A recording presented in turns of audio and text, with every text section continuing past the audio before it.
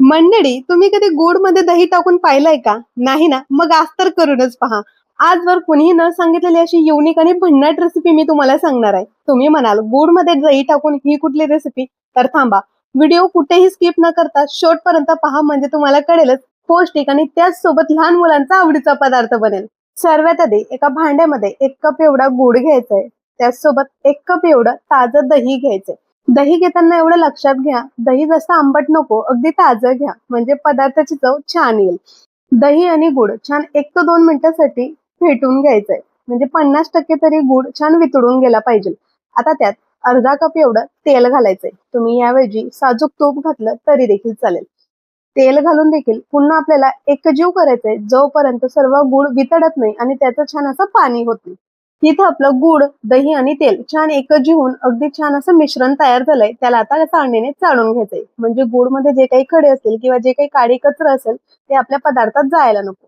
चाळणीने पूर्णपणे चाळून घ्यायचंय. जे काही गुळाचे खडे राहिले असेल ते देखील आता बाजूला होऊन जातील. चाळलेल्या गुळाच्या मिश्रणात आपल्याला आता 1 कप एवढा गव्हाचं पीठ घ्यायचंय. ते देखील चाळणीमध्ये टाकून घ्यायचंय. त्याचसोबत 1 टीस्पून एवढा बेकिंग पावडर, हाफ टीस्पून एवढा बेकिंग सोडा टाकून आता गव्हाचं पीठ छान चाळणीने चाळून घ्यायचंय. अगदी छान पीठ चाळून झालं की त्यात आता आपल्याला हाफ टीस्पून एवढा व्हॅनिला एसेन्स घालायचंय. तुमच्याकडे असेल तर टाका, नाही टाकलं तरी देखील चालेल. किंवा याऐवजी तुम्ही इलायची पावडर किंवा जायफळ पावडर किसून टाकलं तरी देखील अप्रतिम चव येते. मिश्रणाला सुरुवातीला जे गुळाचं पाणी आहे त्यातच आपल्याला छान फेटून घ्यायचंय. बिना गाठींचं असं घट्टसर पीठ फेटून झालं की त्यात इथं मी अर्धा कप एवढं दूध घेतलेलं आहे. दूध मात्र जेवढं हवंय तेवढंच थोडं थोडं करत ऍड करायचंय आणि मिश्रणाला छान फेटत राहायचंय. बिना गड्यांचं अगदी सरसरीत असं आपलं पीठ तयार झालं पाहिजे. मला अजून पुन्हा वाटतंय की इथं दूध घालायला हवंय. जे काही राहिलेलं दूध होतं ते देखील मी टाकून छान 1 ते 2 मिनिटं अगदी सरसरीत असं बॅटर तयार केलेलं आहे. त्यात आता मी थोडेसे ड्रायफ्रुट्स घालते. तुम्ही याऐवजी तुटी फुटी देखील घातली तरी देखील चालेल. ड्रायफ्रूट टाकून देखील मिश्रण छान फेटून घेतलंय अर्धा ते 1 सेकंदासाठी. आता त्याला बाजूला करू. तर ज्या भांड्यामध्ये मी मिश्रण टाकणार आहे त्याला बटर पेपर लावून छान तूपने ग्रीस करून घेतले. तुम्ही तेल, बटर कशाने ग्रीस करू शकतात किंवा त्यावरती खाली बटर पेपर ऐवजी गव्हाचं पीठ थोडं बुरबुळलं तरी देखील चालेल. आता तयार केलेलं मिश्रण त्यात ओतायचंय. थोडंसं हलक्या हाताने टॅप करायचंय. पुन्हा वरून मी थोडेसे कट केलेले ड्रायफ्रूट टाकते. तुम्हाला आवडत असेल ते टाका, नाही टाकलं तरी देखील चालेल. आता इथे मी ओव्हन मध्ये बेक करायला घेते. त्यासाठी 150 इथे मी टेम्परेचर ठेवलेले. हीट देखील मी दोघी साईडने देणार आहे ते सेट केलंय आणि 10 मिनिटांसाठी आधी प्रीहीट करून घेतलं होतं. त्यानंतर तयार केलेल्या मिश्रणाचं भांडं ठेवायचंय आणि 20 मिनिटाचा मी टायमर लावलाय.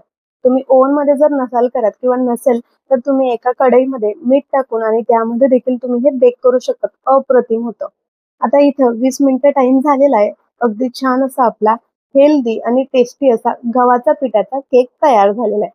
दिसायलाच बघा किती सुरेख, अप्रतिम असा बेक झालाय आणि रंग देखील अप्रतिम आलेला आहे. आता थोडंसं थंड होऊ द्यायचंय. त्यानंतर चाकूच्या साहाय्याने त्याच्या कडा मोकळ्या करून घ्यायच्या.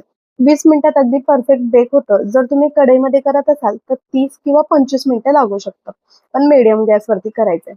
बटर पेपर काढून दाखवते. मागच्या साईडने देखील बघू शकतात किती छान असा स्पॉन्जी आणि अगदी जाडीदार असा केक तयार झालेला आहे आणि वरून तर एवढा सुरेख आणि अप्रतिम दिसतोय की लगेच मुलं खायला मागतील. माझ्या मुलाने तर एका दिवसात फस्त केला, एवढा त्याला केक आवडला आणि मला देखील आनंद झाला की मी माझ्या मुलाला काहीतरी खायला हेल्दी दिलंय, म्हणून अजिबातच रोकटोक देखील नाही केली. तुम्ही देखील तुमच्या मुलांना टिफिनसाठी असो किंवा छोट्या बुकेसाठी असा हेल्दी गव्हाच्या पिठाचा आणि तोही गुडातला हेल्दी केक खाऊ घालू शकतात, तोही गिल्ट फ्री. मग आजच बनवायला घ्या आणि तुमच्या मुलांना खाऊ घाला. कसा झाला मला ते कमेंटमध्ये कळवा. रेसिपी आवडली असेल तर व्हिडिओला लाईक, शेअर आणि चॅनलला सबस्क्राईब करायला विसरू नका. भेटू याच्यात छानशा आणि युनिक रेसिपी सोबत.